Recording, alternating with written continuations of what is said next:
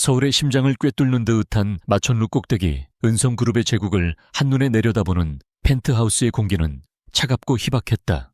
거대한 통유리창 너머로 저물어가는 태양이 도시의 스카이라인을 핏빛으로 물들이고 있었지만 그 장엄한 광경조차 실내의 냉기를 덮이지는 못했다. 집안의 모든 것은 강민혁 회장의 취향을 정확하게 반영했다. 값비싼 미니멀리즘, 즉 인간적인 온기라고는 찾아볼 수 없는 날카로운 선과 흑백의 대조, 그리고 모든 사물이 제자리에 완벽하게 정돈된 모습은 그의 성격 그 자체였다. 그 완벽한 공간 속에서 유일하게 이질적인 존재는 그의 아내 서유진이었다. 그녀는 최고급 이탈리아 가구들 사이에서 소박한 들꽃처럼 보였다. 화장기 없는 얼굴, 수수한 차림의 그녀는 이 집의 화려함과는 어울리지 않았다. 지금 이 순간에도 그녀는 값비싼 가죽 소파 끝에 조용히 앉아 남편이 내미는 서류 뭉치를 말없이 바라보고 있었다. 그녀의 침묵은 언제나처럼 순종적이고 무지한 것처럼 보였다. 강민혁은 아내의 그런 모습을 경멸 어린 시선으로 훑어보았다. 그는 자신이 이룬 모든 것, 이 부와 명예의 옆자리에 어울리지 않는 여자라고 늘 생각해왔다. 학벌도 변변찮고 사교계에 내놓기엔 세련미도 부족했다. 그녀는 그저 그의 성공가돼 놓인 낡은 훈장 같은 존재, 이제는 제거해야 할 과거의 흔적일 뿐이었다. 그의 머릿속은 이미 새로운 미래로 가득 차 있었다. 젊고 아름답고 강력한 정계 인사의 딸인 한서아와 함께할 미래 말이다. 자선재단 관련 서류들이야. 당신도 이사 명단에 이름이 올라가 있으니 서명이 좀 필요해. 민혁은 최대한 무심하고 사무적인 톤으로 말했다. 그의 목소리에는 아내에 대한 일말의 배려나 존중도 담겨 있지 않았다. 그는 두툼한 서류 뭉치를 테이블 위에 던지듯 내려놓았다. 그 안에는 재단 설립 문서들 사이에 교묘하게 숨겨진 그의 변호사가 완벽하게 준비한 이혼 합의서가 끼워져 있었다. 모든 재산권을 포기하고 자발적으로 이혼에 동의한다는 내용이었다. 유진은 천천히 고개를 끄덕였다. 그녀의 눈빛은 텅 빈 것처럼 보였지만 그 깊은 곳에서는 아무도 읽어낼 수 없는 차가운 불꽃이 일렁이고 있었다. 그녀는 민혁의 거짓말을, 그의 잔인한 계획을 이미 오래전부터 감지하고 있었다. 그의 셔츠에 묻어있던 낯선 향수 냄새, 밤늦게 걸려오던 의심스러운 전화들, 그리고 무엇보다도 그녀를 바라볼 때마다 느껴지던 싸늘한 경멸. 모든 조각들이 맞춰지며 끔찍한 그림을 완성하고 있었다. 그녀는 테이블 위로 손을 뻗어 서류 뭉치 가장 위에 종이를 넘겼다. 은성문화재단 정관. 그럴듯한 제목이었다. 그녀는 민혁이 건넨 만년필을 조용히 받아들었다. 펜의 묵직한 무게가 그녀의 손안에서 차갑게 느껴졌다. 이 펜으로 그녀는 자신의 결혼 생활에, 그리고 지난 세월의 모든 인내와 희생에 종지부를 찍어야 했다. 하지만 그것이 끝이 아니라는 것을 그녀는 알고 있었다. 이것은 끝이 아니라 새로운 시작을 위한 첫걸음이었다. 민혁은 그런 유진의 속내를 전혀 눈치채지 못한 채 초조하게 그녀의 손끝을 지켜보았다. 제발 아무것도 묻지 않고 의심하지 않고 그저 무지한 아내 역할에 충실하게 서명하기만을 바랐다. 그는 유진이 글을 읽는 속도가 느리고 복잡한 법률 용어에는 까막눈이라는 사실을 잘 알고 있었다. 그것이 바로 그가 그녀를 멸시하고 또 이용하는 이유였다. 그에게 유진은 그저 관리하기 쉬운 자산 목록 중 하나에 불과했다. 유진은 첫 번째 장에 서명했다. 그녀의 필체는 떨림 하나 없이 단정했다. 한 장 또 한 장 그녀는 기계적으로 서류를 넘기며 서명을 이어갔다. 민혁은 안도의 한숨을 속으로 삼켰다.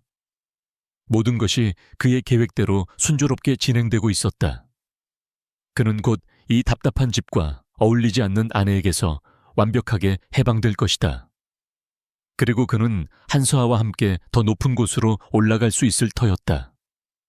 정계와의 결합은 그의 사업에 날개를 달아줄 것이 분명했다. 마침내 유진의 손이 문제의 그 서류, 이혼 합의서라고 명시된 페이지에 닿았다. 아주 잠깐, 정말 눈 깜빡할 사이에 찰나였지만 그녀의 손가락이 미세하게 멈칫했다. 그러나 민혁의 눈에는 그저 종이를 넘기기 위한 자연스러운 동작으로 보일 뿐이었다. 유진은 그 페이지의 내용을 읽는 척 고개를 숙였다. 그녀의 긴 속눈썹이 그늘을 만들며 얼굴의 표정을 완벽하게 감추었다. 그녀의 심장은 미친 듯이 뛰었지만 호흡은 얼음처럼 차분했다. 그녀는 모든 것을 보았다. 재산 분할, 포기 조항 위자료 없음, 양육권 포기. 강민혁이라는 남자가 얼마나 치밀하고 잔인하게 자신을 버리려 하는지 똑똑히 확인했다. 분노와 배신감으로 피가 거꾸로 솟는 것 같았지만 그녀는 그것을 억눌렀다. 지금 감정을 드러내는 것은 가장 어리석은 짓이었다. 그녀에게는 더 큰 그림이 있었다. 이 치욕을 갚아주고 그가 가장 소중하게 여기는 것들을 송두리째 흔들어버릴 거대한 계획이었다. 유진은 다시 펜을 들었다. 그리고 망설임 없이 서유진 세 글자를 정확하게 적어 넣었다. 그녀의 마지막 서명이 끝나자 민혁은 더 이상 표정을 감추지 않았다. 그의 입가에 희미하지만 분명한 승리의 미소가 번졌다. 그는 서류 뭉치를 낚아채듯 집어들고는 마치 중요한 계약을 성사시킨 사업가처럼 만족스러운 얼굴로 그것을 확인했다. 모든 것이 완벽했다. 이제 법적인 절차만 남았을 뿐이다. 수고했어. 재단 일은 신경 쓰지 않아도 돼. 내가 알아서 처리할 테니. 그는 더 이상 아내를 연기할 필요도 없다는 듯 차갑게 말했다. 그리고는 단 한순간의 머뭇거림도 없이 몸을 돌려 현관으로 향했다. 유진에게는 눈길 한 번 주지 않았다. 그의 등 뒤로 잘 가요 라고 말하는 유진의 목소리가 나지막이 들렸지만 그는 무시했다. 그에게 그녀는 이미 과거의 사람이었다. 그는 새로운 삶을 향해 더 큰 성공을 향해 달려나갈 준비가 되어 있었다. 현관문이 닫히는 소리가 육중하게 울리고 집 안에는 다시 완벽한 정적이 찾아왔다. 유진은 한동안 소파에 못 박힌 듯 앉아 있었다. 그녀의 어깨는 가늘게 떨리고 있었지만 눈물은 흐르지 않았다. 이내 그녀는 천천히 자리에서 일어났다. 그리고 거실 한쪽에 있는 자신의 작은 서재로 향했다. 그곳은 민혁이 단 한 번도 관심을 보이지 않았던 그녀만의 공간이었다. 책장에는 경제학 법학 투자 관련 서적들이 빽빽하게 꽂혀 있었다. 그녀는 컴퓨터를 켜고 보안 폴더를 열었다. 그 안에는 지난 몇 년간 그녀가 비밀리에 모아온 자료들이 가득했다. 강민혁의 비자금 내역 탈세 증거, 그리고 은성그룹의 수많은 불법적인 거래 기록들. 그는 자신의 아내가 그저 순진한 얼굴로 집안일만 하는 줄 알았겠지만 유진은 그의 가장 가까운 곳에서 제국의 허점을 파고드는 유령이었다. 그녀는 그의 모든 것을 알고 있었다. 그의 약점, 그의 탐욕, 그리고 그의 오만함까지도. 유진은 잠시 눈을 감았다. 그녀의 머릿속에서 복잡한 계획들이 빠르게 재구성되고 있었다. 그가 그녀에게서 빼앗아 가려 했던 것은 단지 돈이 아니었다. 그것은 그녀의 인생, 그녀의 존엄성이었다. 그렇다면 그녀가 되찾아야 할 것도 마찬가지였다. 그녀는 강민혁이 쌓아올린 성의 절반을 무너뜨릴 것이다. 아니, 그 이상을 파괴할 수도 있었다. 법과 정의의 이름 아래 가장 합법적이고 우아한 방식으로 창밖의 하늘은 이제 완전히 어두워져 도시의 불빛들이 보석처럼 반짝이기 시작했다. 그 차가운 야경을 바라보는 유진의 얼굴에는 더 이상 순종적인 아내의 모습은 남아있지 않았다. 대신 그 자리에는 냉철한 전략가의 결의와 분노가 서려 있었다. 그녀는 전화기를 들고 단축번호 1번을 길게 눌렀다. 신호음이 몇 번 울린 후 중후한 남자의 목소리가 들려왔다. 나다. 모든 것이 계획대로 시작되었다. 이제 당신이 나설 차례야, 박 변호사. 그녀는 강민혁이 자신을 얼마나 얕보고 있는지 잘 알고 있었다. 그는 그녀가 이혼 서류의 의미조차 제대로 이해하지 못할 것이라고 확신했을 것이다. 그의 오만함이 바로 그의 가장 큰 약점이었다. 그는 자신이 던진 그물이 얼마나 허술했는지, 그리고 그 그물에 걸린 줄 알았던 물고기가 사실은 거대한 상어였다는 사실을 깨닫게 될 것이다. 하지만 그때는 이미 모든 것이 끝난 후일 터였다. 펜트하우스의 차가운 공기 속에서 유진은 조용히 자신의 전쟁을 선포했다. 이것은 버림받은 아내의 치기 어린 복수극이 아니었다. 이것은 철저하게 계산되고 냉정하게 실행될 정의의 심판이었다. 그녀는 자신의 인생을 되찾고 자신의 가치를 증명해 보일 것이다. 강민혁이 그녀에게서 모든 것을 빼앗으려고 했던 바로 그 법의 테두리 안에서 그녀는 그의 제국을 합법적으로 차지할 것이다. 그가 남긴 것은 경멸과 배신이었지만 그녀가 거두어들일 것은 승리와 존엄이 될 터였다.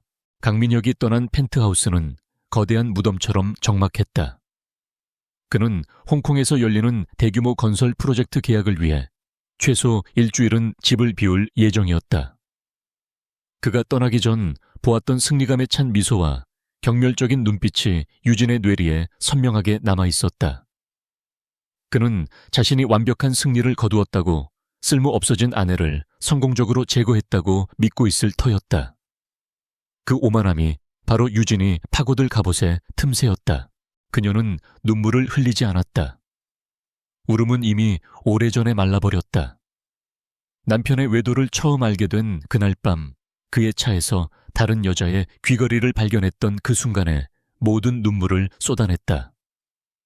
그 후로는 슬픔 대신 차가운 분노와 냉철한 이성이 그녀의 마음을 지배했다.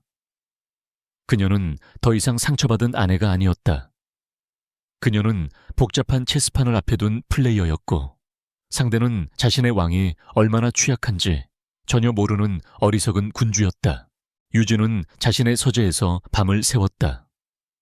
그녀는 남편이 던져주고 간 서류 뭉치를 다시 한번 꼼꼼히 검토했다. 아니, 정확히 말하면 그가 가져간 서류의 원본이었다. 그녀는 이미 몇 주 전 민혁의 서재에서 그의 변호사와 주고받은 이메일을 통해 이혼 계획의 초안을 발견했었다. 그때부터 그녀의 조용한 방역은 시작되었다. 그녀는 최고의 문서 위조 전문가를 고용해 법적으로 거의 동일해 보이지만 결정적인 조항 몇 개가 다른 문서를 만들어냈던 것이다. 그녀가 어젯밤 서명한 것은 두 종류의 문서였다. 민혁이 가져간 것은 그녀가 교묘하게 바꿔치기 한 조건부 자산 신탁 계약서였다. 이혼 시 그의 자산 절반에 대한 권리를 그녀에게 신탁한다는 내용이 아주 복잡하고 눈에 띄지 않는 법률 용어들 사이에 숨겨져 있었다. 그리고 그녀가 지금 가지고 있는 것은 민혁의 변호사가 작성한 원본 불공정 이혼 합의서였다. 이것은 훗날 그의 악의를 증명할 중요한 증거물이 될 터였다. 다음 날 아침 유진은 평소와 전혀 다른 모습으로 집을 나섰다. 수수한 주부의 옷차림 대신 잘 재단된 검은색 정장을 입고 머리를 단정하게 묶었다. 그녀는 택시를 타고 서울의 낡은 상가 건물이 밀집한 화려한 강남과는 거리가 먼 곳으로 향했다. 목적지는 박진수 법률사무소라는 낡은 간판이 걸린 2층의 작은 사무실이었다. 이곳은 그녀가 유일하게 신뢰하는 조력자 박진수 변호사의 공간이었다. 박진수 변호사는 한때 대한민국을 떠들썩하게 만들었던 최고의 기업 전문 검사였다. 그는 재벌들의 비리를 파헤치다 거대한 권력의 벽에 부딪혀 좌절하고 법복을 벗었다. 강민혁과 같은 부류의 인간들에게 환멸을 느낀 그는 이후 세간의 눈을 피해 어려운 사람들만을 위한 변호를 맡아왔다. 유진의 아버지가 부당하게 회사를 빼앗겼을 때 유일하게 도움의 손길을 내밀었던 사람이 바로 그였다. 오셨습니까, 사모님? 박 변호사는 낡은 소파에 앉아 유진을 맞았다. 그의 눈빛은 날카로웠지만 유진을 향한 시선에는 따뜻한 연민이 담겨 있었다. 그는 유진이 지난 몇 년간 어떤 삶을 살아왔는지, 그리고 그녀가 얼마나 뛰어난 지성과 인내심을 가졌는지 잘 알고 있었다. 그는 유진의 숨겨진 후견인이자 스승과도 같은 존재였다. 유진이 법과 경제를 독학할 때 방향을 제시해주고 어려운 개념들을 설명해준 것도 바로 그였다. 이제 사모님이라고 부르지 마세요, 변호사님. 곧 그렇게 될 테니. 유진은 담담하게 말하며 가방에서 서류 뭉치를 꺼내 건넸다. 박 변호사는 말없이 서류를 받아들고 읽어 내려가기 시작했다. 그의 미간이 점차 좁혀졌다. 강민혁 회장 정말 악랄한 인간이군요. 법의 허점을 교묘하게 이용해서 모든 것을 빼앗으려는 속셈입니다. 하지만 그의 시선이 특정 조항에 머물렀다. 이 부분은 이상합니다. 마치 함정을 파놓은 것 같기도 하고. 유진은 옅은 미소를 지었다. 그건 제가 바꿔치기한 버전입니다. 강민혁이 가져간 것이죠. 이건 그가 원래 준비했던 원본입니다. 그녀가 두 번째 서류 뭉치를 내밀자 박 변호사는 두 문서를 비교하며 읽기 시작했다. 잠시 후 그의 얼굴에 놀라움과 감탄이 뒤섞인 표정이 떠올랐다. 그는 고개를 들어 유진을 바라보았다. 그의 눈에는 더 이상 연민이 아닌 경외감이 서려 있었다. 세상에, 이건 완벽한 예술 작품입니다. 겉보기에는 거의 똑같지만 법적 효력은 하늘과 땅 차이군요. 그는 자신이 당신의 모든 재산을 빼앗는 이혼 서류에 서명을 받았다고 생각하겠지만 실제로는 자신의 제국 절반을 당신에게 넘기는 계약서에 도장을 찍은 셈입니다. 박 변호사는 흥분을 감추지 못하고 말했다. 강민혁의 변호사팀이 이걸 눈치채지 못했다니 믿을 수가 없군요. 그들은 저를 얕봤으니까요. 강민혁이 저를 무시하듯 그의 변호사들도 저를 그저 아무것도 모르는 가정주부로 취급했겠죠. 서류 더미 속에 숨겨진 이 페이지 하나를 자세히 들여다볼 생각조차 하지 않았을 겁니다. 유진의 목소리는 차분했지만 그 안에는 강한 확신이 담겨 있었다. 그녀의 계획은 바로 그들의 오만함을 이용하는 것이었다. 사람들은 보고 싶은 것만 보고 믿고 싶은 것만 믿는 경향이 있으니까. 박 변호사는 자리에서 일어나 창가로 걸어갔다. 그는 낡은 창문 너머 번잡한 거리를 내려다보며 깊은 생각에 잠겼다. 계획의 첫 단추는 완벽하게 꿰어졌습니다. 하지만 앞으로가 진짜 전쟁입니다. 강민혁 회장은 보통 상대가 아닙니다. 그가 진실을 알게 되면 무슨 짓을 할지 모릅니다. 법의 테두리를 넘어서는 방법을 동원할 수도 있습니다. 그의 목소리에는 깊은 우려가 섞여 있었다. 알고 있습니다. 그래서 시간이 필요해요. 그가 진실을 알아챌 때까지 저는 힘을 길러야 합니다. 그가 저를 무력으로 짓밟을 수 없을 만큼 강해져야 해요. 유진은 단호하게 말했다. 그녀는 더 이상 과거의 유약한 서유진이 아니었다. 그녀의 눈빛은 강철처럼 단단했다. 우선 제가 가진 비자금과 소수의 자산으로 작은 투자 자문회사를 설립할 겁니다. 유령 회사처럼 보이지만 실제로는 은성그룹의 아킬레스건을 공략할 칼날이 될 겁니다. 그녀는 박 변호사에게 앞으로의 계획을 상세하게 설명하기 시작했다. 그녀의 머릿속에는 이미 완벽한 청사진이 그려져 있었다. 1단계는 자본 축적과 정보 수집. 2단계는 은성그룹의 약한 고리들을 공략하여 주가를 흔들고 내부 분열을 조장하는 것. 그리고 마지막 3단계는 그가 가장 필사적으로 지키려 할 때 법적으로 완벽한 권리를 행사하여 그의 제국 절반을 가져오는 것이었다. 각 단계는 치밀하게 계산되어 있었고 모든 위험 요소에 대한 대비책까지 마련되어 있었다. 박 변호사는 그녀의 말을 들으며 감탄을 금치 못했다. 이것은 단순히 상처받은 여자의 복수가 아니었다. 이것은 뛰어난 전략가가 몇 년에 걸쳐 준비한 거대한 전쟁 계획이었다. 그는 유진의 아버지, 즉 자신의 오랜 친구가 하늘에서 이 모습을 본다면 얼마나 자랑스러워할까 생각했다.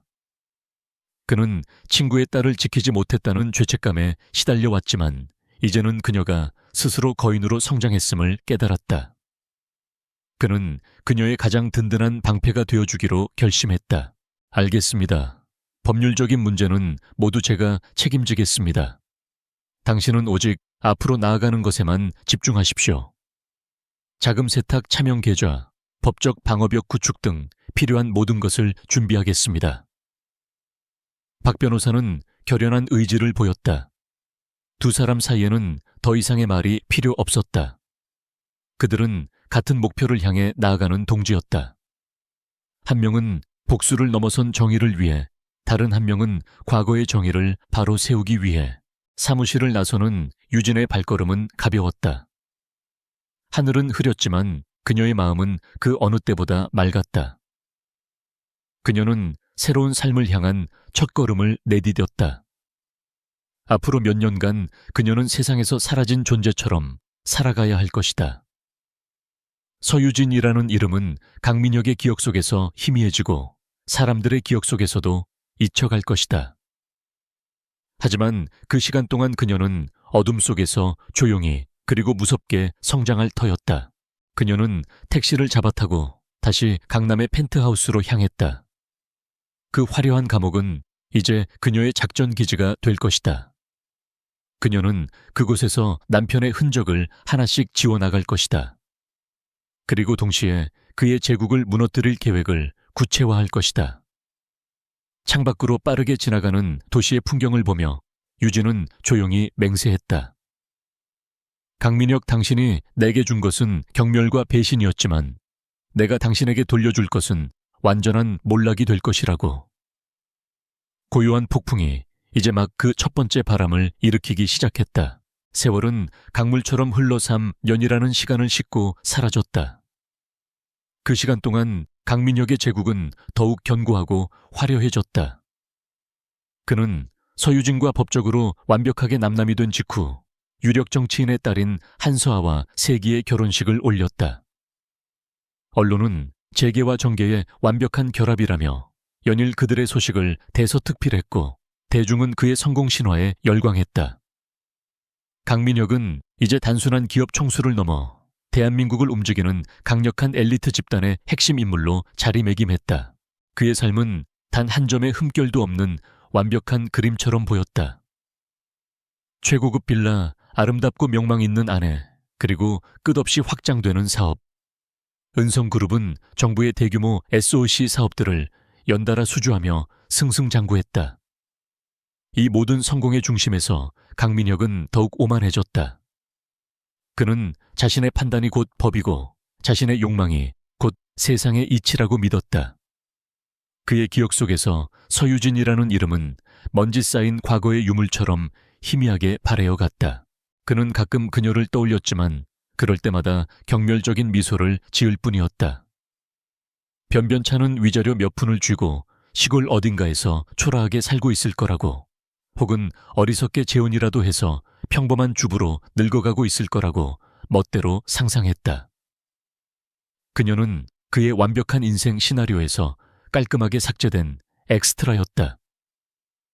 그는 그녀가 자신의 발목을 잡을 일은 영원히 없을 것이라고 확신했다. 그러나 그는 알지 못했다.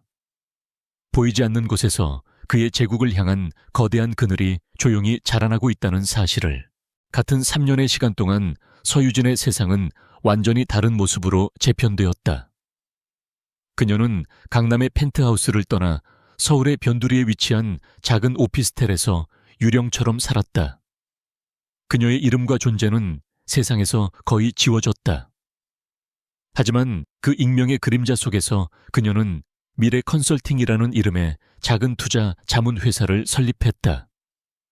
사무실은 여의도의 낡은 건물 한 귀퉁이에 있었고 직원은 그녀를 포함해 단 3명뿐이었다. 겉보기에는 보잘것없었지만 미래 컨설팅은 지난 3년간 경이로운 수익률을 기록하며 조용히 자본을 불려나갔다. 유진은 강민혁이 손대지 않는 리스크가 크지만 잠재력이 높은 벤처기업이나 기술 스타트업에 과감하게 투자했다. 그녀는 방대한 데이터를 분석하고 시장의 흐름을 정확하게 예측하는 놀라운 능력을 보여주었다. 그녀가 찍은 회사들은 몇 년 후 실제로 거대 기업으로 성장했고 그녀의 자산은 눈덩이처럼 불어났다. 그녀의 곁에는 2명의 충실한 조력자가 있었다. 한 명은 월스트리트에서 활동하다 내부 고발 문제로 쫓겨난 비운의 천재 펀드 매니저 김도윤이었고, 다른 한 명은 국내 최고의 화이트 해커였지만 전과 기록 때문에 갈 곳이 없었던 젊은 인재 이지혜였다. 유진은 세상에서 버림받았지만 뛰어난 능력을 가진 이들을 찾아내 자신의 사람으로 만들었다. 그들은 유진의 비전과 능력에 매료되었고 그녀를 위해 목숨이라도 바칠 듯한 충성심을 보였다. 그들의 사무실은 화려함과는 거리가 멀었다. 낡은 책상과 의자, 그리고 벽면을 가득 채운 거대한 모니터들이 전부였다.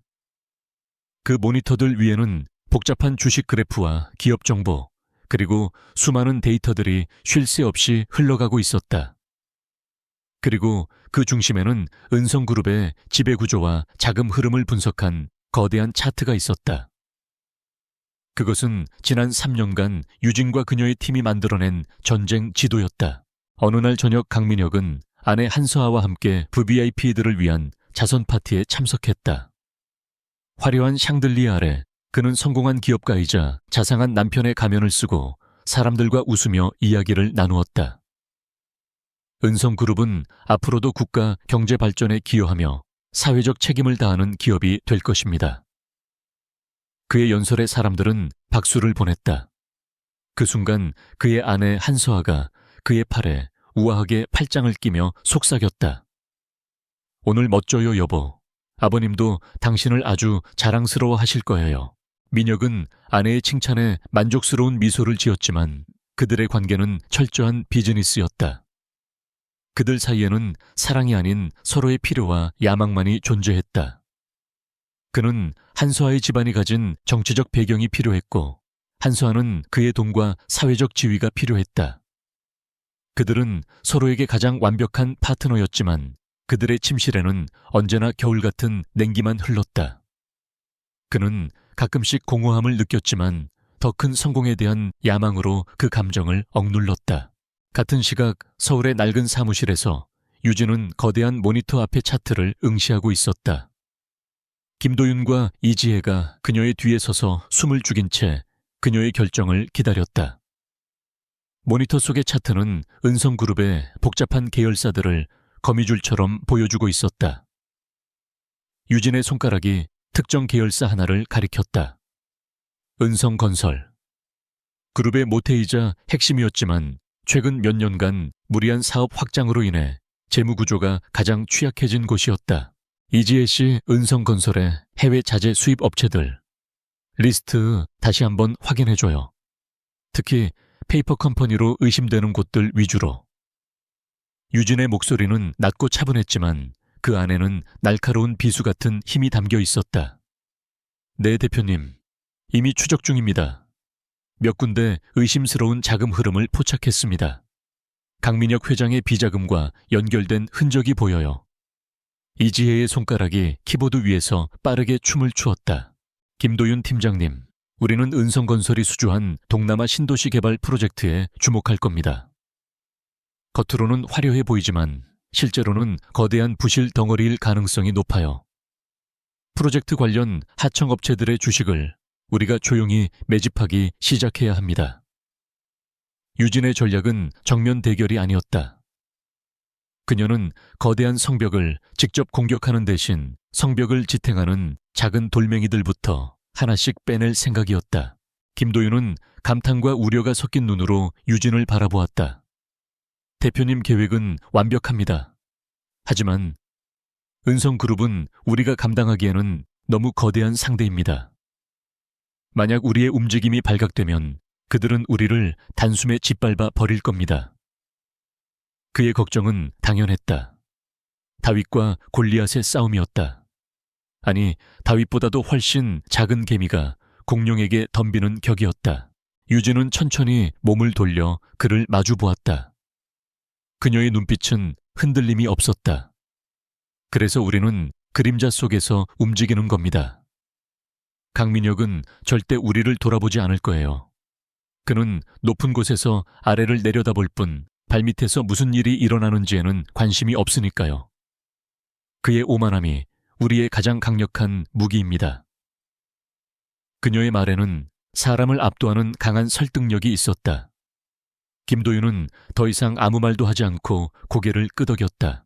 3년의 준비는 끝났다. 그녀는 충분한 자본을 모았고 가장 날카로운 무기를 손에 쥐었으며 적의 모든 약점을 파악했다. 이제 남은 것은 방아쇠를 당기는 일뿐이었다. 그녀는 다시 모니터로 시선을 돌렸다. 화면 가득한 데이터 너머로 그녀는 화려한 파티장에서 웃고 있을 강민혁의 얼굴을 떠올렸다. 당신이 쌓아 올린 그 성, 내가 바로 그곳에서 당신을 끌어내려 주겠어. 당신이 가장 자랑스러워하는 것들을 당신의 눈앞에서 하나씩 무너뜨려 주겠어. 그녀의 입가에 3년 만에 처음으로 차가운 미소가 떠올랐다. 그것은 복수의 미소이자 전쟁의 시작을 알리는 선전포고였다. 시작하죠. 그녀의 나지막한 한마디에 낡은 사무실의 공기가 팽팽하게 당겨졌다. 거대한 제국의 초석을 흔들 첫 번째 망치질이 가장 어둡고 조용한 곳에서 시작되고 있었다. 전쟁의 서막은 아주 사소하고 평범한 보고서 한 장으로 시작되었다. 동남아시아 신도시 개발 프로젝트의 현장 책임자가 보낸 이메일이었다. 핵심 자재를 공급하기로 한 현지 하청업체 중 한 곳에서 문제가 발생하여 공사가 약 일주일 정도 지연될 것 같다는 내용이었다. 강민혁은 비서가 건넨 보고서를 훑어보며 미간을 찌푸렸다. 그의 제국에서 이런 식의 차질은 용납될 수 없는 일이었다. 이런 사소한 문제 하나 제대로 처리 못하나 현지 책임자에게 당장 연락해. 돈으로 해결하든 압력을 넣든 무슨 수를 써서라도 내일까지 정상화시키라고 전해. 그는 짜증스럽게 말하며 보고서를 테이블 위에 던졌다. 그의 관심은 온통 며칠 뒤에 있을 정부 고위급 인사들과의 골프 회동에 쏠려 있었다. 그에게 동남아의 작은 하청업체 따위는 그의 거대한 계획 속에서 사소한 먼지 같은 존재에 불과했다.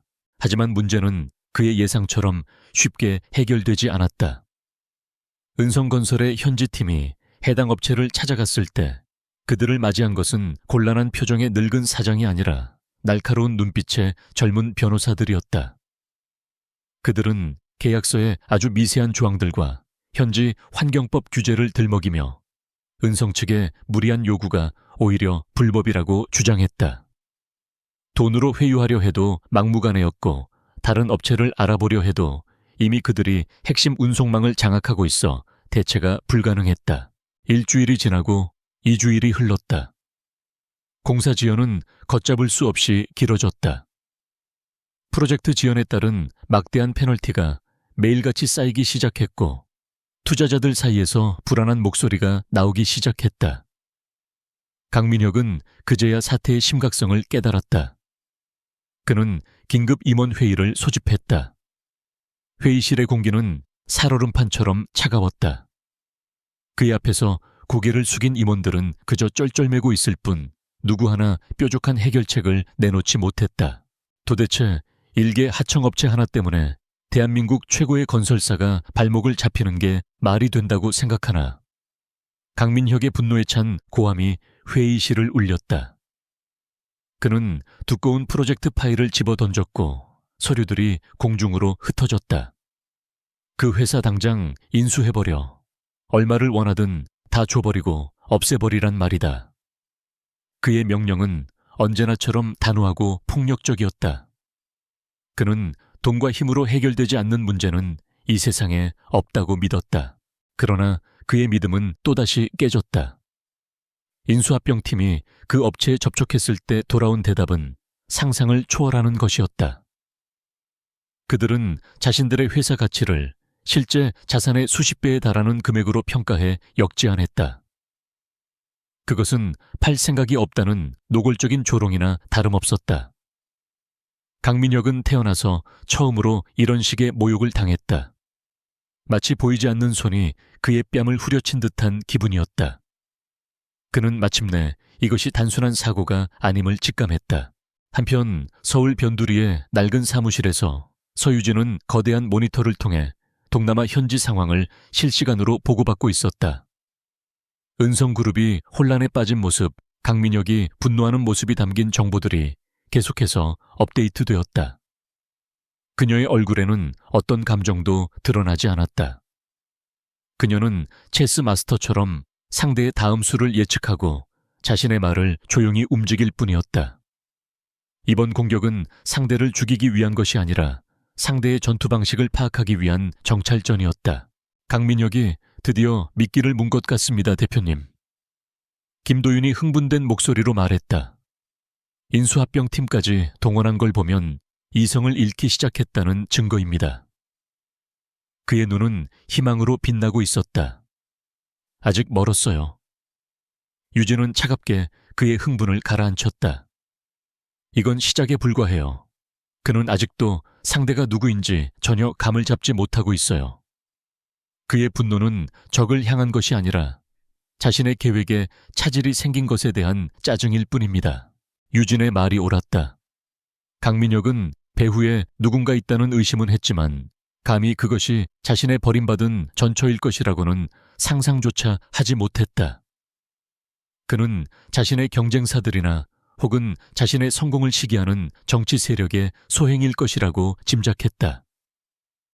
그의 의심의 레이더는 언제나 자신과 비슷한 수준의 강자들에게만 향해 있었다. 그는 약자가 강자에게 대항할 수 있다는 가능성 자체를 믿지 않는 인간이었다. 사태는 점점 더 악화되었다. 공사 중단 사태가 언론에 보도되기 시작했다. 처음에는 작은 경제신문의 단신이었지만 곧 주요 언론들이 은성그룹의 해외 프로젝트 위기라는 자극적인 제목으로 기사를 쏟아냈다. 은성건설의 주가가 폭락하기 시작했고 그룹 전체의 이미지에 심각한 타격이 갔다. 강민혁이 수년간 공들여 쌓아온 완벽한 성공 신화에 첫 번째 균열이 생기는 순간이었다. 그는 미친 듯이 날뛰었다. 언론을 막기 위해 홍보팀을 닥달하고 경쟁사들의 뒷조사를 위해 정보팀을 동원했다. 하지만 모든 것이 허사였다. 그가 움직일수록 상황은 더욱 꼬여만 갔다. 마치 거대한 수렁에 빠진 것처럼 발버둥 칠수록 더 깊이 가라앉는 형국이었다.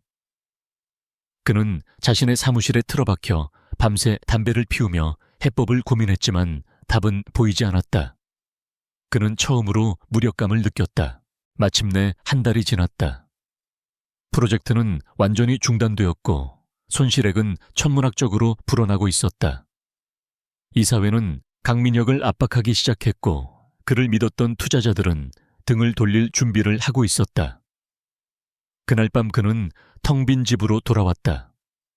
아내 한서아는 또 다른 사교 모임에 참석하고 없었다. 화려하지만 텅 빈 거실에 홀로 서서 그는 문득 몇 년 전의 과거를 떠올렸다. 서유진. 모든 것을 순순히 포기하고 떠나갔던 그림자처럼 조용했던 여자. 그는 왜 갑자기 그녀를 떠올렸는지 스스로도 알 수 없었다. 하지만 지금의 이 답답하고 알 수 없는 상황이 마치 그녀의 침묵처럼 느껴졌다. 겉으로는 아무것도 아니지만 그 안에 무엇을 숨기고 있는지 알 수 없는 깊은 침묵. 그는 고개를 저으며 쓸데없는 생각이라고 치부했다. 그녀 같은 여자가 감히 자신에게 대항할 리가 없었다. 그것은 이 세상의 법칙에 어긋나는 일이었다. 다음 날 아침 강민혁은 완전히 다른 사람이 되어 있었다. 그의 눈에는 피로와 분노 대신 차가운 결단력이 서려 있었다. 그는 비상대책회의를 소집했다. 지금부터 동남아 프로젝트는 잠정 중단한다. 손실은 감수한다. 그의 폭탄 선언에 임원들은 경악했다. 대신 우리의 발목을 잡고 있는 그 건방진 유령의 정체를 밝혀내는데 모든 역량을 집중한다. 그놈들이 누구든 내가 직접 뿌리까지 뽑아버릴 테니까. 당장 그 하청업체에 자금 출처와 배후를 샅샅이 뒤져. 먼지 한 톨까지 전부 다. 그의 명령은 제국 전체에 하달되었다. 은성그룹의 강력한 정보망과 자금력이 총동원되어 동남아의 작은 물류 회사를 향해 집중되기 시작했다. 강민혁은 아직 몰랐다. 자신이 던진 그 거대한 그물이 결국 자기 자신을 향해 되돌아올 것이라는 사실을. 그리고 그 그물의 중심에서 서유진은 조용히 그의 다음 수를 기다리고 있었다. 첫 번째 탐색전은 끝났다. 이제 곧 진짜 전투가 시작될 터였다. 강민혁의 명령이 떨어지자 은성그룹의 심장부에 숨겨진 칼날, 전략기획실이 움직이기 시작했다. 그들은 전직 국정원 요원 검찰 특수부 출신 수사관, 그리고 최고의 금융 분석가들로 구성된 강민혁의 친위대였다. 그들의 임무는 오직 하나 회장의 앞길을 가로막는 모든 장애물을 수단과 방법을 가리지 않고 제거하는 것이었다. 그들은 자신들이 찾아내지 못할 비밀은 이 세상에 없다고 자부했다. 그러나 그들의 자신감은 곧 산산조각 났다. 동남아의 작은 물류 회사를 파헤치기 시작한 지 단 하루 만에 그들은 거대한 안개 속에 갇힌 듯한 기분을 느껴야 했다. 회사의 소유주는 파나마의 서류상으로만 존재하는 유령 법인이었고, 그 법인의 소유주는 또 다른 조세 회피처의 신탁펀드와 연결되어 있었다. 자금의 흐름은 수십 개의 차명 계좌를 거치며 거미줄처럼 얽혀 있어 추적이 거의 불가능했다. 이건 보통 솜씨가 아닙니다. 전략기획실의 수장인 오진태 전직 부장검사가 강민혁에게 보고했다. 그의 목소리에는 이례적인 당혹감이 묻어 있었다. 마치 처음부터 우리의 추적을 예상하고 모든 길목에 덫을 설치해 놓은 것 같습니다. 법적으로는 흠잡을 데가 없이 완벽합니다. 오진태는 수많은 재벌들의 비자금을 추적해본 경험이 있었지만 이렇게 정교하고 철저한 방어벽은 처음 보았다. 강민혁은 주먹으로 책상을 내리쳤다. 그의 얼굴은 분노로 붉게 달아올라 있었다. 변명은 집어치워 그깟 유령 회사 하나 못 찾아내서 그룹 전체를 위기에 빠뜨릴 셈인가. 당장 최고의 해커들을 동원해 불법적인 방법이라도 상관없어. 무조건 배후를 찾아내. 그의 조급함은 극에 달했다. 그는 자신이 통제할 수 없는 상황에 놓였다는 사실 자체를 견딜 수 없었다. 하지만 그가 보이지 않는 적의 정체를 추적하는 데 혈안이 되어 있는 동안 서유진은 두 번째 공격을 개시했다. 그것은 훨씬 더 치명적이고 직접적인 공격이었다.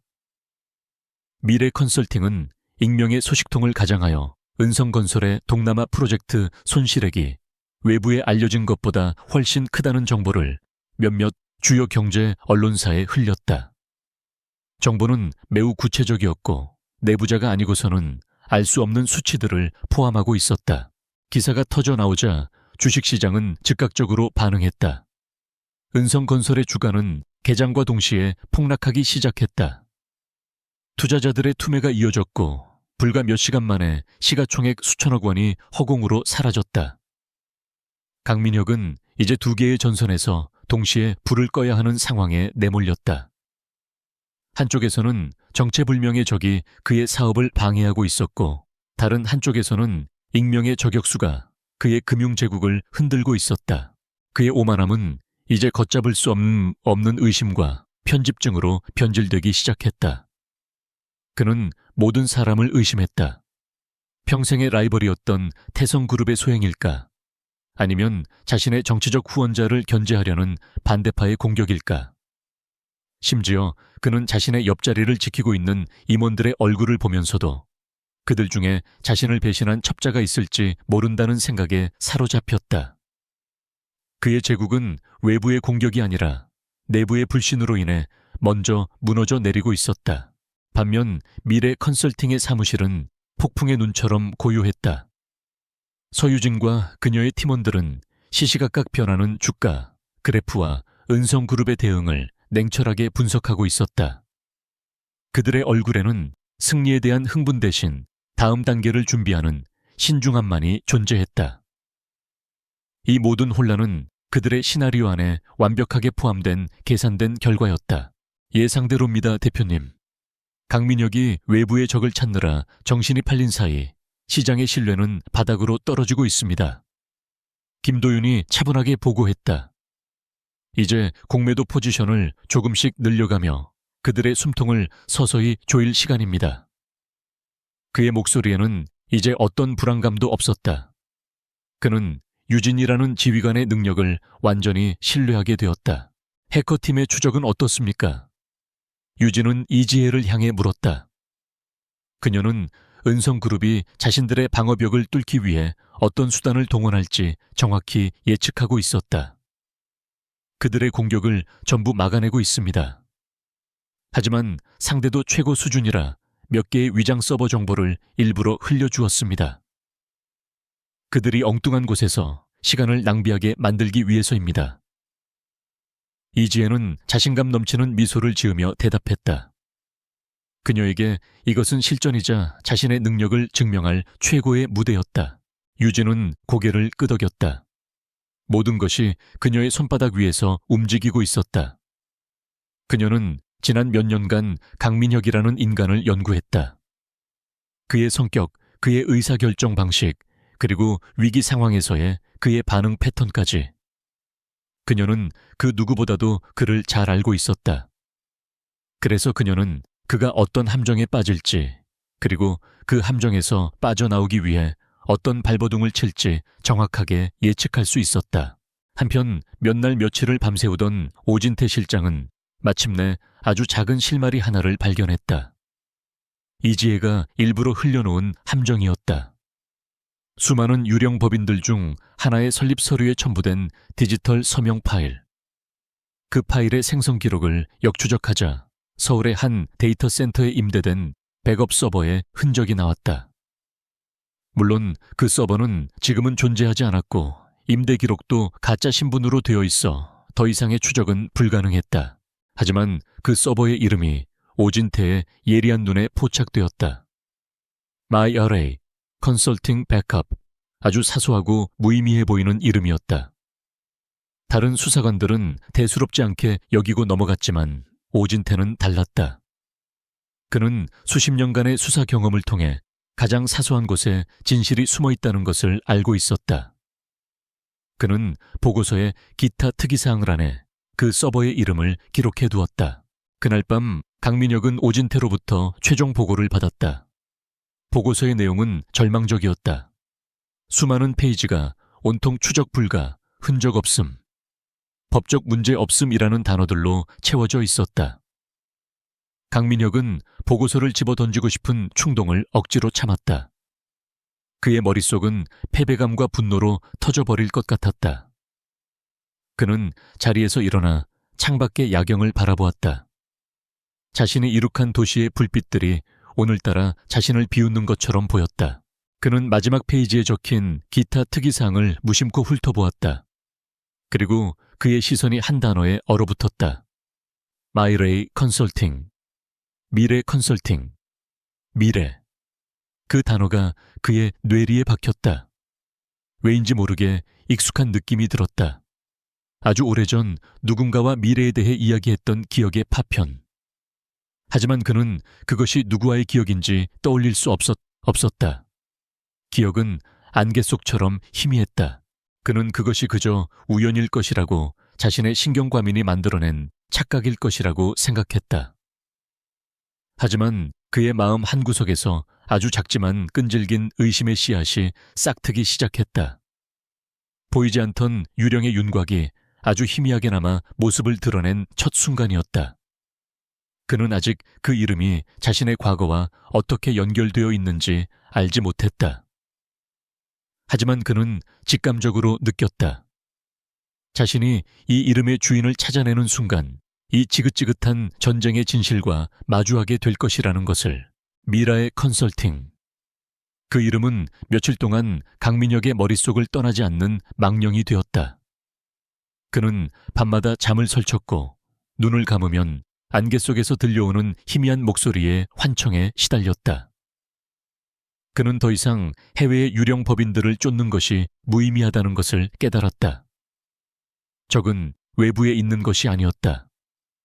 이 모든 공격의 진원지는 바로 서울 그의 심장부와 아주 가까운 곳에 있다는 불길한 예감이 그의 온몸을 휘감았다. 그는 전략기획실에 새로운 명령을 내렸다. 해외 조사는 전부 중단해.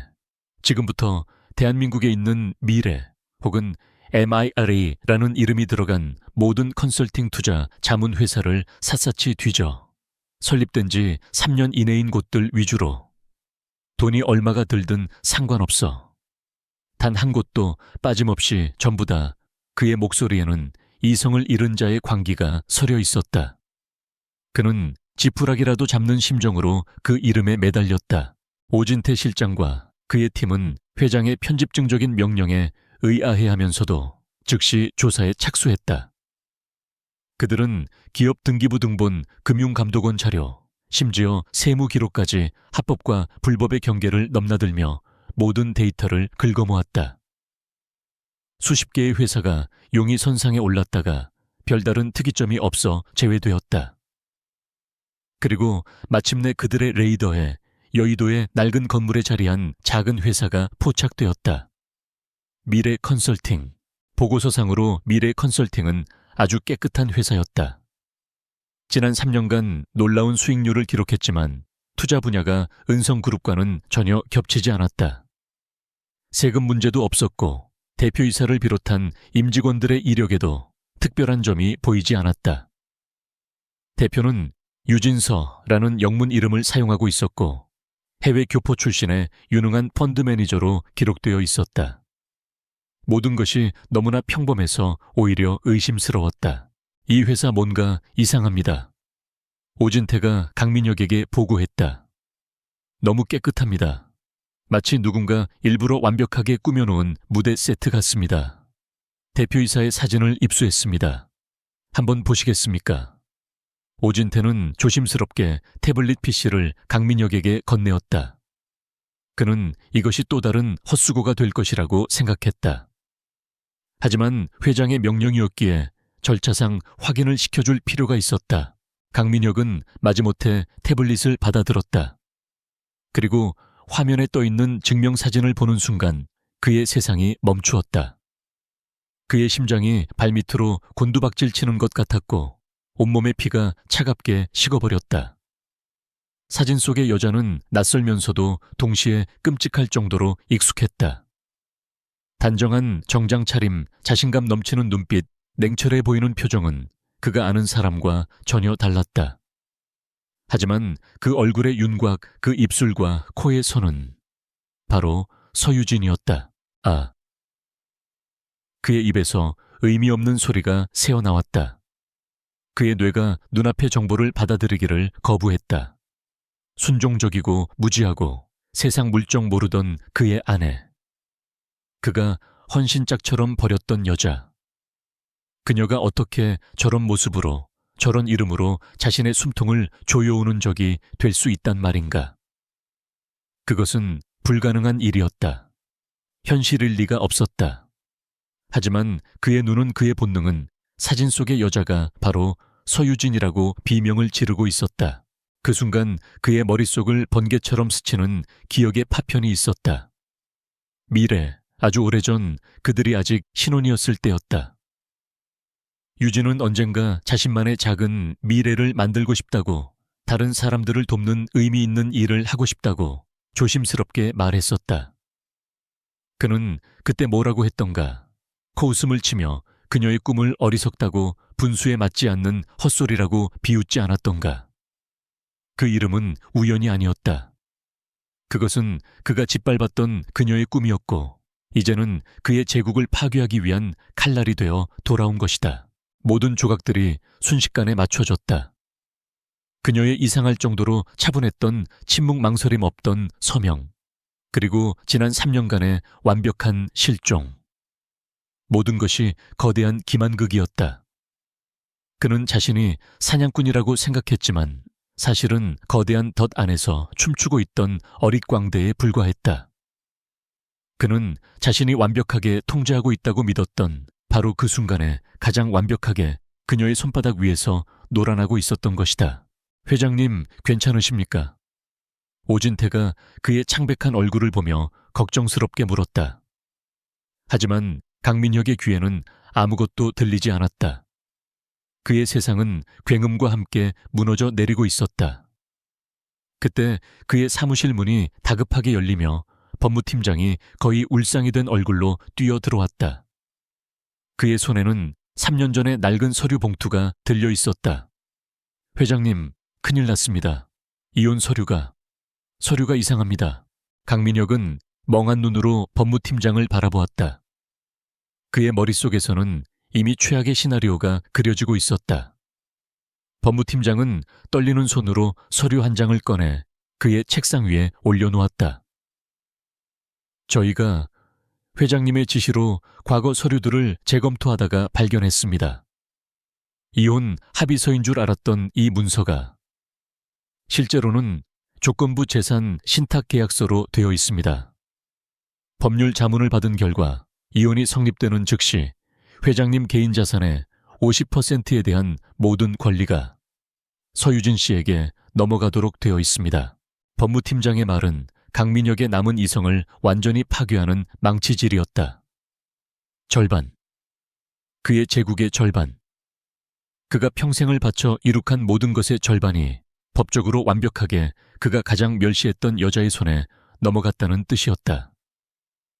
그가 승리감에 도취해 서명을 받아냈던 그 종이 한 장이 사실은 자신의 목에 겨눠진 단두대였던 것이다. 그는 자신이 얼마나 어리석고 얼마나 오만했는지 뼈저리게 깨달았다. 마침내 그의 입에서 인간의 것이라고는 믿기 힘든 짐승의 것에 가까운 비명이 터져 나왔다. 그는 책상 위에 있던 모든 것을 손으로 휩쓸어 버렸다. 컴퓨터 모니터와 서류들, 그리고 한서아와 함께 찍은 액자가 바닥으로 떨어져 박살이 났다. 그의 완벽했던 세계, 그의 견고했던 제국이 산산조각 나는 소리였다. 그는 통제불능의 분노와 절망감에 휩싸여 자신의 머리를 쥐어뜯었다. 오진태와 법무팀장은 겁에 질려 뒷걸음질 쳤다. 그들은 단 한 번도 강민혁의 이런 모습을 본 적이 없었다. 언제나 냉철하고 모든 것을 통제하던 절대 군주의 모습은 온데간데 없었다. 지금 그들의 눈앞에 있는 것은 모든 것을 잃고 절망하는 상처 입은 짐승뿐이었다. 서유진. 그 이름이 이제는 그의 뇌리를 떠나지 않는 저주가 되었다. 그는 복수를 다짐했다. 어떤 대가를 치르더라도 그녀를 자신의 발밑에 무릎 꿇리고 말 것이라고. 그의 눈은 핏발이 선 채 지옥의 불길처럼 타오르고 있었다. 강민혁의 광기 어린 분노는 하룻밤 사이에 차가운 살기로 변해 있었다. 그는 더 이상 소리를 지르거나 물건을 부수지 않았다. 대신 그의 내면에는 지옥의 용암보다도 더 뜨겁고 어두운 결심이 자리 잡았다. 그는 서유진을 직접 만나야 했다. 그녀의 눈을 보고 그녀의 목소리를 듣고 이 모든 것이 현실이라는 것을 확인해야 했다. 그리고 어떻게든 그녀를 짓밟아 이 굴욕적인 상황을 되돌려야만 했다. 그는 변호사를 통하지 않았다. 그것은 자신의 패배를 인정하는 꼴이었다. 그는 비서를 통해 미래 컨설팅의 유진서 대표에게 개인적인 만남을 요청했다. 의외로 그녀는 단 한순간의 망설임도 없이 제안을 수락했다. 마치 이 모든 것을 예상하고 있었다는 듯이. 약속 장소는 시내의 한적한 곳에 위치한 최고급 한정식 레스토랑의 별실이었다. 과거 그가 정계 인사들을 접대하기 위해 자주 이용하던 곳이었다. 약속 시간 정각 별실에 미닫이 문이 소리 없이 열렸다. 강민혁은 마른 침을 삼키며 문 쪽을 바라보았다. 그곳에 서 있는 여자는 그가 기억하는 서유진이 아니었다. 몸에 완벽하게 맞는 실크 블라우스와 슬랙스 절제되면서도 고급스러운 액세서리, 그리고 흐트러짐 없는 자세. 하지만 그를 가장 압도한 것은 그녀의 눈빛이었다. 과거에 공허하고 순종적이던 눈빛은 온데간데 없고 모든 것을 꿰뚫어 보는 듯한 냉철하고 깊은 지성이 그 안에 자리하고 있었다. 오랜만이군요, 강민혁 회장. 그녀의 목소리는 잔잔한 호수처럼 평온했지만 그 안에는 얼음 같은 냉기가 서려 있었다. 그녀는 그의 맞은편에 자연스럽게 자리를 잡고 앉았다. 두 사람 사이에는 최고급 요리들이 정갈하게 차려져 있었지만 누구도 음식에는 손을 댈 생각이 없어 보였다. 이곳은 식사를 위한 자리가 아니라 전쟁터였다. 그리고 지금 두 명의 지휘관이 서로의 진지를 마주보고 있었다. 이따위 장난 이제 그만두는 게 어때? 강민혁이 먼저 침묵을 깼다. 그는 애써 과거의 위압적인 태도를 되찾으려 노력했다. 내 머리에서 나온 계획이라고는 생각하지 않아. 배후에 누가 있지 돈이 목적인가 원하는 액수를 말해. 네가 상상할 수 있는 것보다 훨씬 많은 돈을 주지. 그러니 당장 그 가짜는 계약서 포기하고 꺼져. 그의 말에는 협상보다는 협박과 경멸의 의도가 더 짙게 배어 있었다. 유진은 찻잔을 들어 조용히 한 모금 마셨다. 그녀의 행동에는 조금의 동요도 없었다. 장난이라니, 이건 장난이 아니에요. 이건 당신이 자초한 결과물이죠. 그리고 오해하는 모양인데 내 배후에는 아무도 없어요. 이 모든 건 처음부터 끝까지 온전히 나 혼자 계획하고 실행한 일입니다. 그녀의 차분한 대답에 강민혁의 얼굴이 일그러졌다. 그는 그녀가 자신의 지성을 인정하는 것 자체를 참을 수 없었다. 내가 내까지 꽤 감히.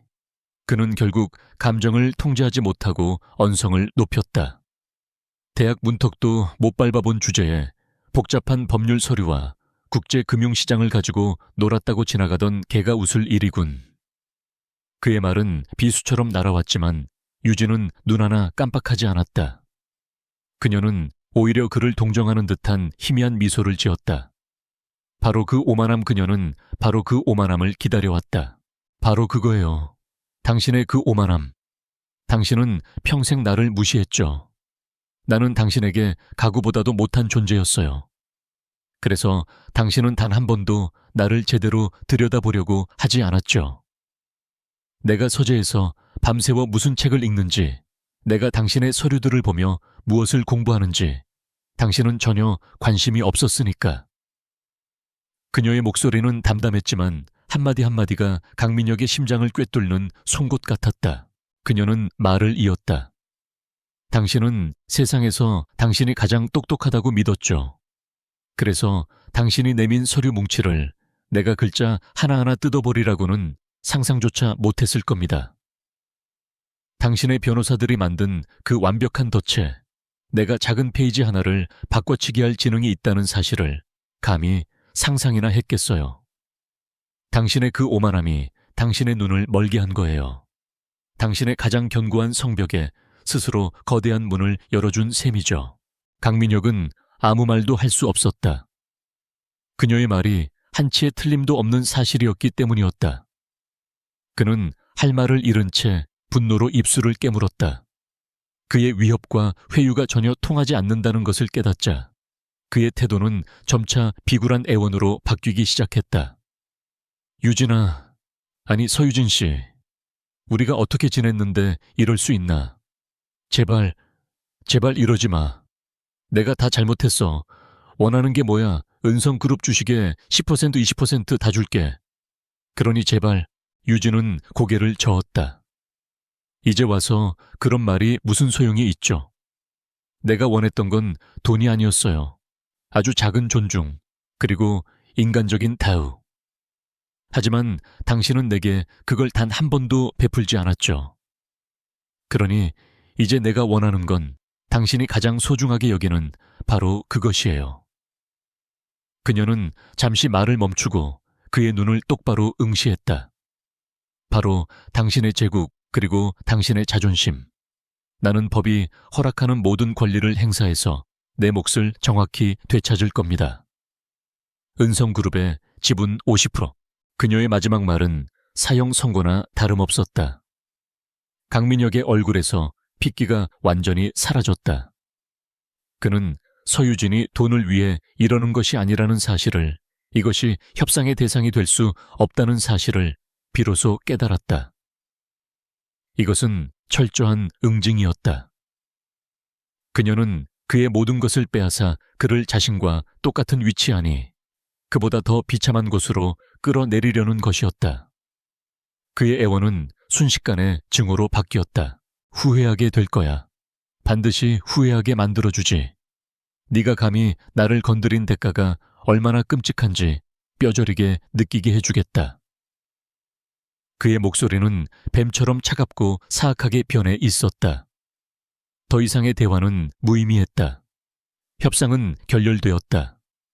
아니, 애초에 협상이란 존재하지도 않았다. 그것은 선전포고를 위한 마지막 만남이었을 뿐이다. 유진은 자리에서 조용히 일어났다. 나는 당신이 어떤 사람인지 잘 알아요. 당신이 앞으로 무슨 짓을 할지도 예상하고 있죠. 하지만 명심해요, 강민혁. 시대가 변했어요. 당신이 믿는 그 폭력적인 방식은 이제 당신 자신을 파멸시키는 족쇄가 될 겁니다.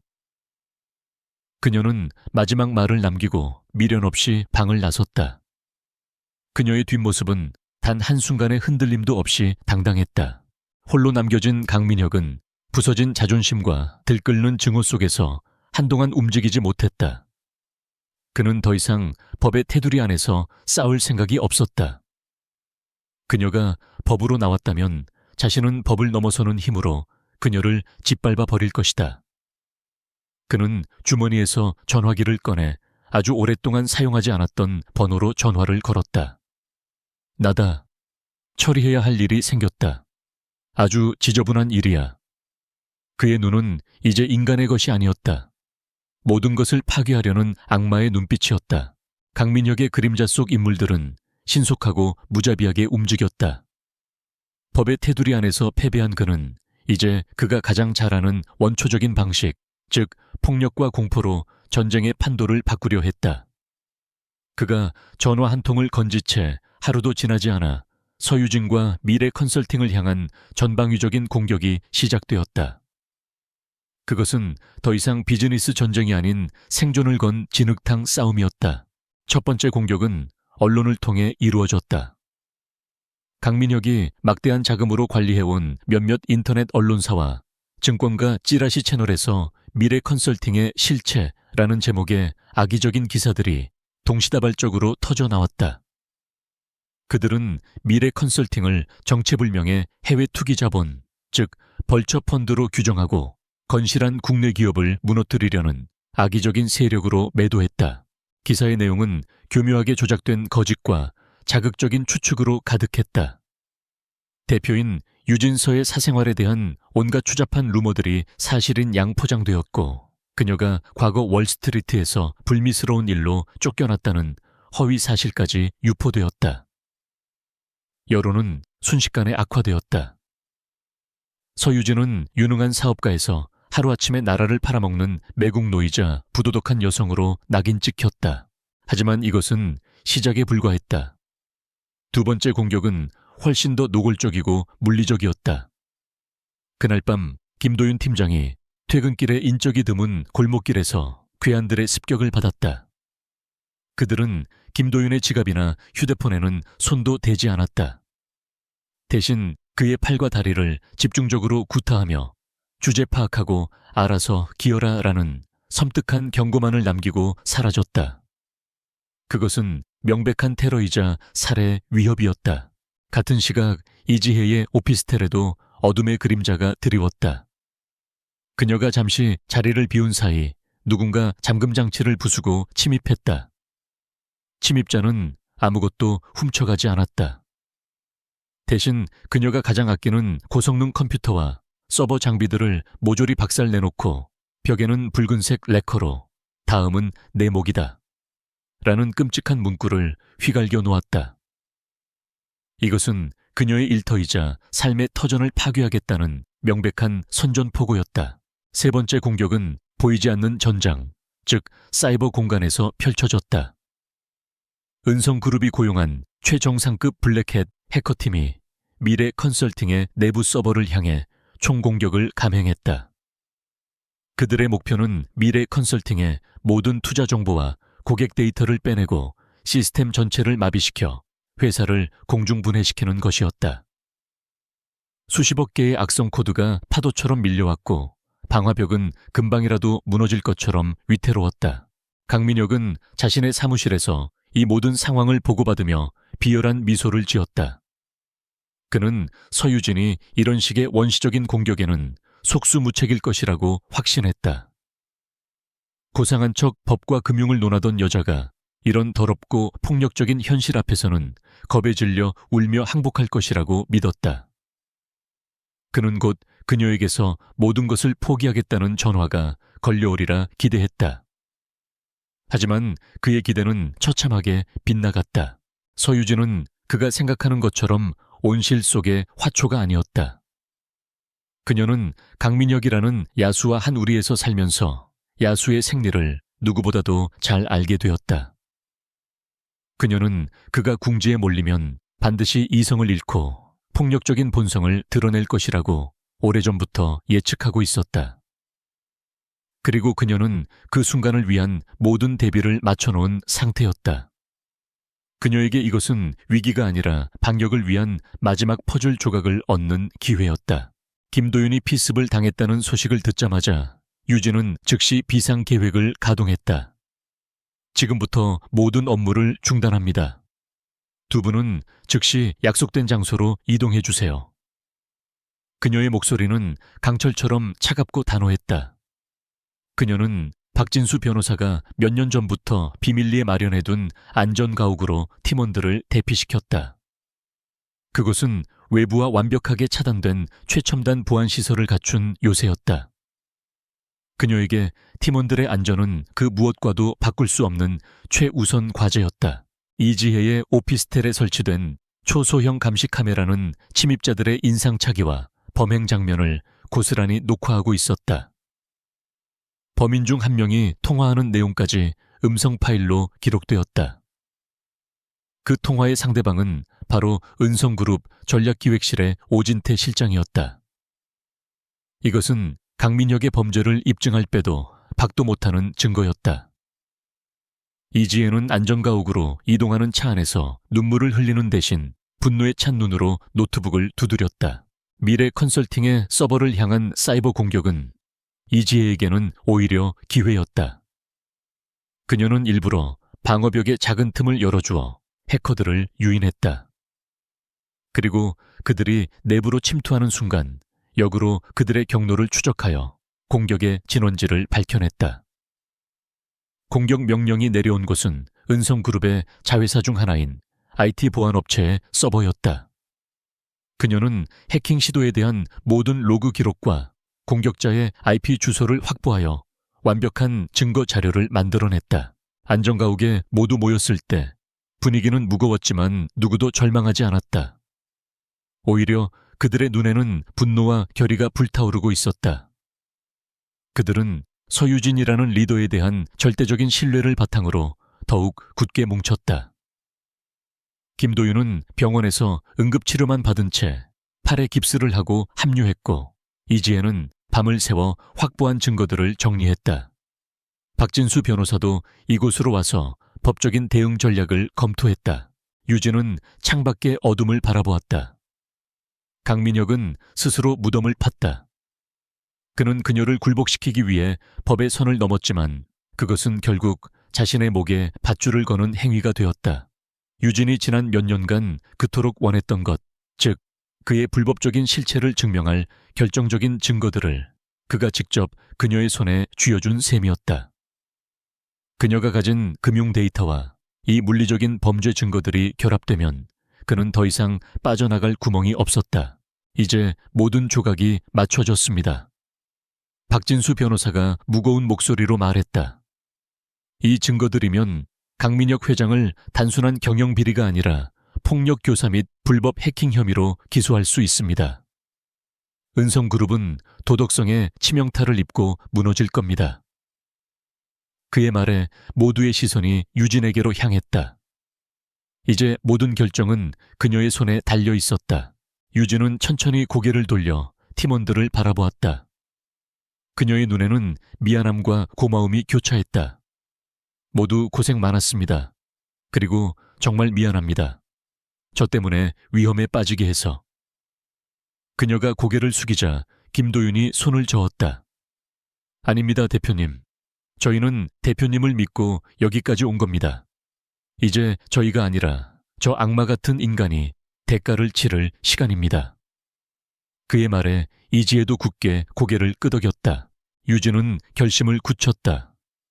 더 이상의 수비는 없었다. 이제는 전면전 최후의 일격만이 남았다. 그녀는 이지혜가 정리한 증거 파일들을 바라보았다. 강민혁이 우리에게 마지막 무기를 직접 선물해 줬군요. 이 전쟁 이제 끝낼 시간입니다. 그녀의 목소리는 조용했지만 그 안에는 거대한 폭풍을 예고하는 힘이 담겨 있었다. 최후의 전투를 위한 작전회의가 어둠 속 요새에서 조용히 시작되었다. 최후의 결전은 체스판 위에서 이루어졌다. 서유진은 강민혁이 가장 자신 있어 하는 부대, 바로 은성그룹의 심장부에서 그의 숨통을 끊기로 결심했다. 박진수 변호사는 신탁계약서에 명시된 법적 권리를 이용해 회장 강민혁의 경영 능력에 대한 불신임 및 긴급 이사교체를 안건으로 하는 임시 주주총회 소집을 공식적으로 요구했다. 날짜는 일주일 후 은성그룹 본사 대회의실이었다. 소식이 전해지자 재계는 발칵 뒤집혔다. 3년 전 사라졌던 전처가 갑자기 그룹 지분의 절반을 소유한 대주주로 나타나 경영권에 도전한다는 소식은 그 어떤 막장 드라마보다도 더 극적이었다. 강민혁은 처음에는 코웃음을 쳤다. 그는 서유진이 자신의 물리적인 공격에 겁을 먹고 어딘가에 숨어 있을 것이라고 생각했다. 주주총회는 그녀 대신 변호사만 참석하는 힘없는 대리전이 될 것이라고 확신했다. 그는 자신만만했다. 지난 며칠간 그는 자신의 편을 만들기 위해 물밑에서 바쁘게 움직였다. 주요 주주들에게는 막대한 이익을 약속했고 소액 주주들을 향해서는 언론을 이용해 서유진을 악마로 만드는 여론전을 펼쳤다. 그는 이 싸움에서 자신이 질 것이라고는 단 1%도 의심하지 않았다. 그는 서유진이 가진 무기가 낡은 법률 서류 한 장뿐이라고 믿었기 때문이다. 그는 그녀가 가진 진짜 비장의 카드를 전혀 눈치채지 못했다. 마침내 주주총회 당일이 되었다. 대회의실은 수많은 주주들과 기자들로 가득 차 뜨거운 열기와 팽팽한 긴장감이 감돌았다. 강민혁은 승리를 예감한 개선 장군처럼 당당하게 회의장으로 들어섰다. 그는 단상 중앙에 자리를 잡고 앉아 경멸적인 시선으로 빈 서유진 측 좌석을 바라보았다. 역시 겁을 먹고 나오지 못할 줄 알았다는 듯 그의 입가에 비릿한 미소가 걸렸다. 바로 그 순간 회의장 뒷문이 열리고 모든 사람들의 시선이 그곳으로 쏠렸다. 서유진이 박진수 변호사와 함께 모습을 드러냈다.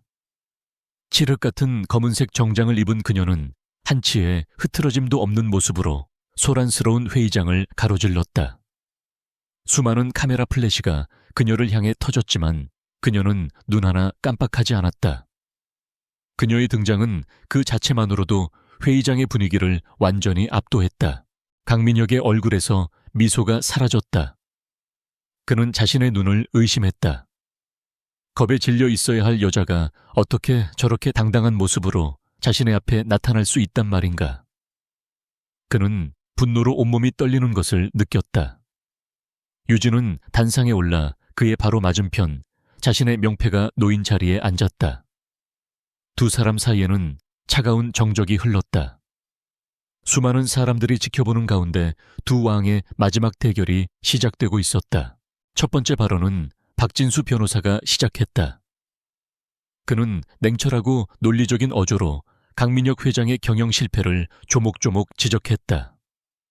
무리한 사업 확장으로 인한 재무구조 악화 동남아 프로젝트의 천문학적인 손실, 그리고 그로 인한 주가 폭락과 주주 가치 훼손. 그의 발표는 정확한 데이터와 자료를 근거로 하고 있어 누구도 반박할 수 없었다. 회의장 곳곳에서 주주들의 웅성거림이 터져나왔다. 강민혁은 얼굴이 불그락푸르락해진 채로 방역에 나섰다. 이 모든 것은 저 여자의 공작입니다. 저 여자는 우리 은성그룹을 통째로 집어삼키려는 악랄한 기업 사냥꾼입니다.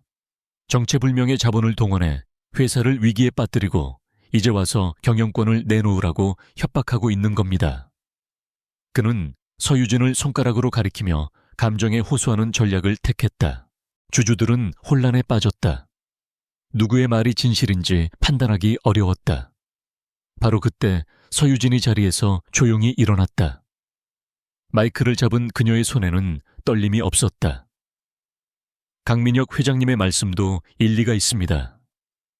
제가 은성그룹을 위기에 빠뜨린 것은 사실이니까요. 하지만 그것은 회사를 빼앗기 위함이 아니었습니다. 그것은 썩어빠진 환부를 도려내기 위한 어쩔 수 없는 수술이었습니다.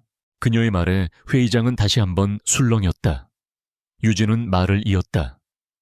강민혁 회장님은 저를 기업 사냥꾼이라고 부르셨지만 정작 법과 규칙을 무시하고 폭력적인 방법으로 상대를 짓밟으려 한 것은 누구입니까? 그녀의 말과 동시에 단상 뒤에 거대한 스크린이 켜졌다. 그리고 그곳에 상상도 할 수 없었던 영상들이 재생되기 시작했다. 첫 번째 영상은 이지혜의 오피스텔에 침입한 괴한들의 모습이었다. 그들이 컴퓨터를 부수고 벽에 끔찍한 협박 문구를 남기는 장면이 고스란히 담겨 있었다. 이어서 괴한 중 한 명이 누군가와 통화하는 음성 파일이 흘러나왔다. 그 목소리의 주인공은 바로 강민혁의 오른팔인 오진태 실장이었다.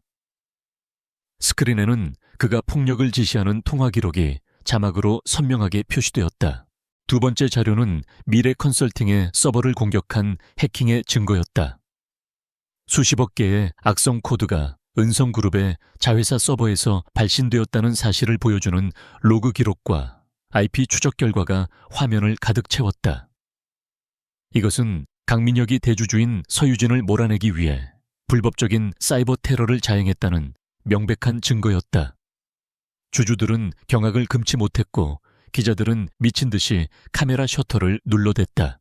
강민혁은 얼굴이 새하얗게 질린 채 스크린을 바라보았다. 그는 완전히 함정에 빠졌다. 서유진은 그가 휘두른 칼을 그대로 잡아 그의 심장에 되돌려 꽂은 것이다. 이건 조작이야. 전부 저 여자가 만들어낸 거짓 증거라고. 그는 필사적으로 소리쳤지만 그의 목소리는 회의장의 거대한 소음에 묻혀버렸다. 그의 제국이, 그의 명성이, 그의 모든 것이 산산조각 나고 있었다. 바로 그 순간이었다. 대회의실의 문이 활짝 열리며 검찰 수사관들이 들이닥쳤다. 그들은 망연자실해 있는 강민혁과 오진태에게 곧장 다가가 차가운 목소리로 말했다. 폭력행위 등 처벌에 관한 법률 위반 및 정보통신망법 위반 혐의로 긴급 체포합니다. 당신들은 변호사를 선임할 수 있으며 수사관들이 강민혁의 손에 차가운 수갑을 채웠다.